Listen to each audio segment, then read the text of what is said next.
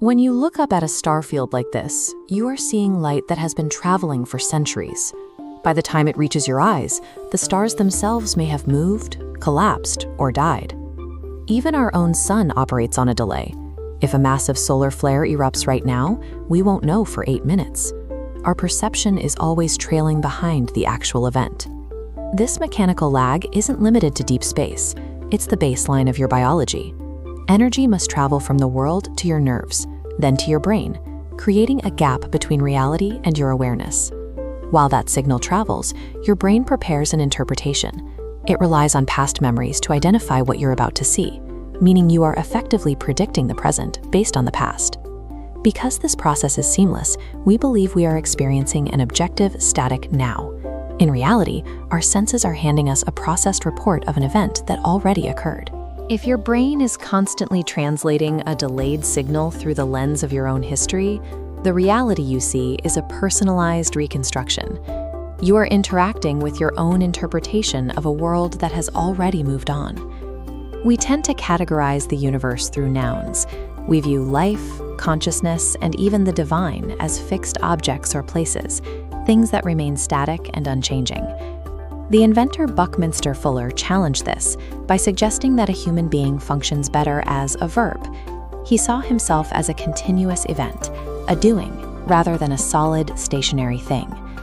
Physical reality mirrors this. At the atomic level, there is no solid stuff, only energy in motion. To define any state, the mind requires a boundary. You cannot have warm without cold. One provides the definition for the other. This logic of contrast extends to our internal lives. We often assume that to know goodness, we must personally endure its opposite, inviting conflict and tragedy into our personal stories to serve as a reference point. The universe provides this contrast as a structural necessity, not a punishment. It offers a vast frame of reference so that you have the definitions you need to choose who you want to be. When we believe that suffering is the only way to earn wisdom, we begin to treat tragedy as an inevitable part of the growth process. We recreate the very things we want to evolve past. There are civilizations and states of being that bypass this requirement. They treat the universe as a library of observation rather than a sequence of personal trials. These observers use the HEB hack. Instead of manifesting personal pain, they look out into the cosmos. They observe cold elsewhere to understand warmth here. Because the universe is infinite, every contrast exists. You only need the perspective to observe it from a distance. Conscious observation replaces the need for personal endurance. You can define your highest self by watching the process of the universe, rather than feeling the weight of it. This leaves us with a blank slate. Events in the world carry no inherent substance or weight until we, as the observers, decide what they mean. Werner Erhard noted that true clarity happens when we stop defending what we think we know. When we look for what we don't know, our entire experience of reality begins to shift. This new perspective rests on 3 observations. Everything is interconnected, resources are sufficient, and your existence requires no specific performance to be valid. Adopting these views changes the objective of your actions. Instead of acting to solve a problem or fix a deficiency, you act as an expression of a state you've already achieved.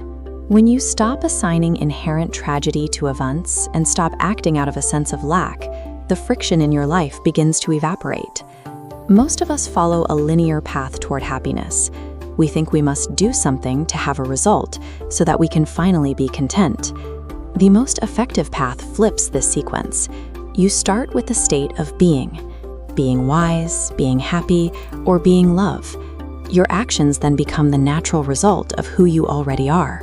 Our collective future is shaped by this internal assumption. If we believe human nature is flawed, our laws will focus on restriction. If we assume it is inherently good, our systems will prioritize creation. We are moving toward a cultural shift where we no longer see ourselves as victims of a static world. We are beginning to see ourselves as the active participants in a golden, living process. The universe reflects the observer. When you stop trying to earn a state of being and simply start living from it, the world around you will begin to mirror that change.